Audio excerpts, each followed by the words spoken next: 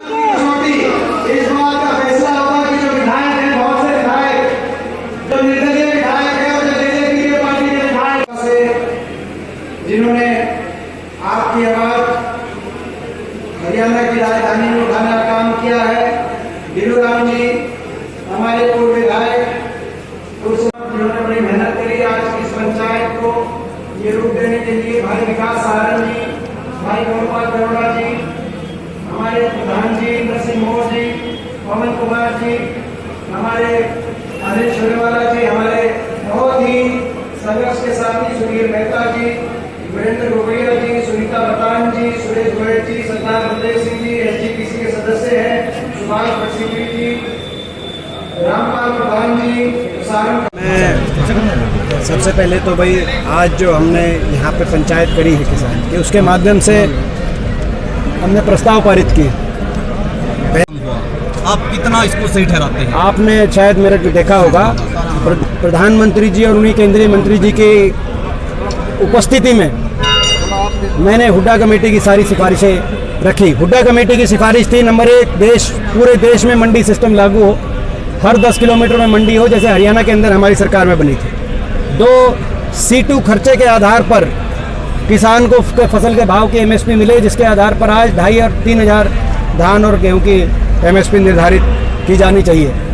3, ना सिर्फ जो अभी फसलें हैं मगर बाकी भी बहुत सी जो सब्जी हैं और फल हैं और बाकी फसलें हैं, उन पर भी न्यूनतम समर्थन मूल्य MSP की प्रणाली लागू हो। 4, MSP जो मंडी के अंदर कोई निजी खरीदने आना चाहे तो मंडी के अंदर आए, मगर उस पर कानून साथ में बने कि वो MSP से ऊपर खरीद सके। अगर MSP से नीचे कोई अगर निजी ग्राहक खरीदता है तो उस पर कानूनन पाबंदी हो और कानूनन कार्रवाई हो। ये सिफारिशें थी। APMC का विस्तार हो, ये सिफारिशें थी। और मैं एक और बात बताऊं आपको, उस टाइम 2 समूह बने थे मुख्यमंत्रियों के, एक हुड्डा साहब के नेतृत्व में और एक गुजरात के तत्कालीन मुख्यमंत्री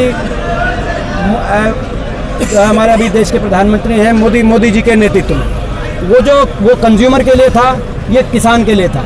जो कंज्यूमर के लिए उन्होंने जो मोदी कमेटी थी, उसने भी ये सिफारिश दी कि MSP से नीचे खरीदना हो। दोनों कमेटियों की सिफारिश थी, ना सिर्फ हुड्डा कमेटी की मगर मोदी कमेटी की भी ये सिफारिश थी कि MSP से नीचे खरीद पर पाबंदी लगे उस समय।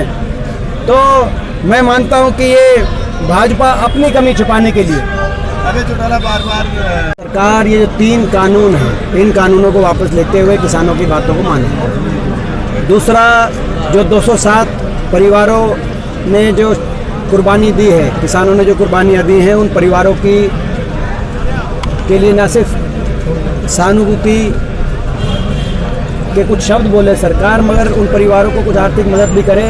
जिस प्रकार का जो सरकार का रवैया आया है, उसको लेकर हम बहुत चिंतित हैं।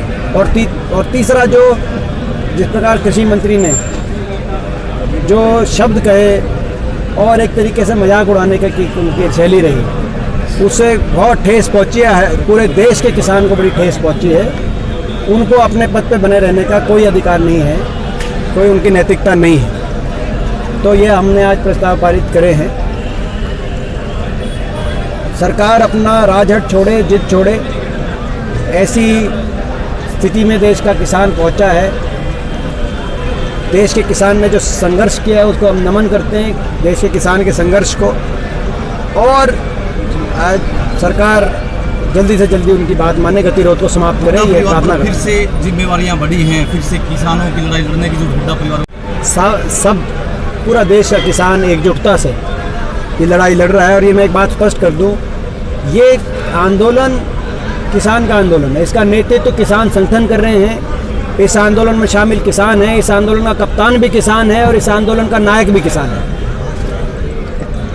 हम सब इस आंदोलन के पूरी तरीके से किसान के साथ हैं, उसके समर्थन में, उसके सहयोग में हैं। देश के नागरिक होने के नाते भी, देश के एक किसान के बेटे होने के नाते भी, और एक राजनीतिक विपक्ष के राजनीतिक दल होने के नाते भी, हर प्रकार से जो भी लड़ाई हमसे लड़ी जाएगी, सड़क से लेकर संसद तक, विधानसभा से लेकर गांव तक, हम वो लड़ाई लड़ने का काम किसान के लिए करेंगे।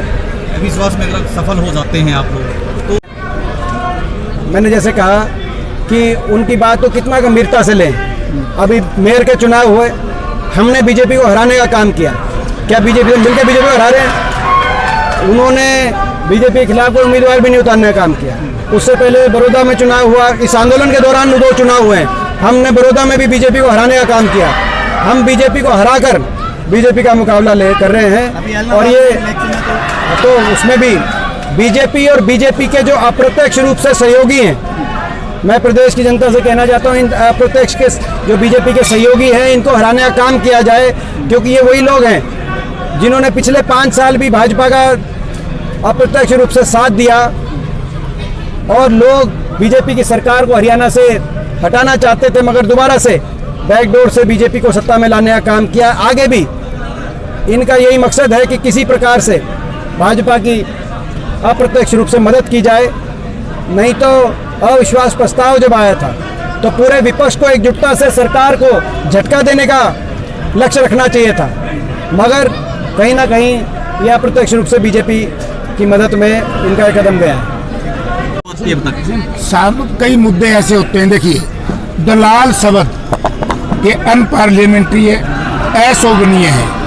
ये व्यक्तिगत अगर झगड़े ऐसे हो जाएंगे, ऐसे कटाक्ष करेंगे, तो फिर हम भी कुछ मन में बात होगी बोलेंगे। प्रजातंत्र में कभी भी अनपार्लियामेंट्री भाषा का इस्तेमाल किसी भी व्यक्ति ने नहीं करना चाहिए। किसान पंचायत हुई तो बीकेयू के चाहे नेता थे, चाहे खापों के नेता थे, आपको समर्थन देने से महापंचायत में पहुंचे हैं। तो जो इस प्रकार का समर्थन कांग्रेस की पंचायतों को मिल रहा है, तो क्या मैसेज देना चाहते हैं आप? कांग्रेस को नहीं मिल रहा समर्थन। कांग्रेस पार्टी, हमें आदेश हुआ हुड्डा साहब का, जैसे 2002 में कंडेला कांड के बाद हमने किसानों का साथ दिया था, तो हम किसानों के लिए लगे हुए हैं। Thank you, thank you, thank you. आज पूरा संसार प्रभावित होने जा रहा है। मैं ऐसा इसलिए कह रहा हूँ, आज की भारतीय जनता पार्टी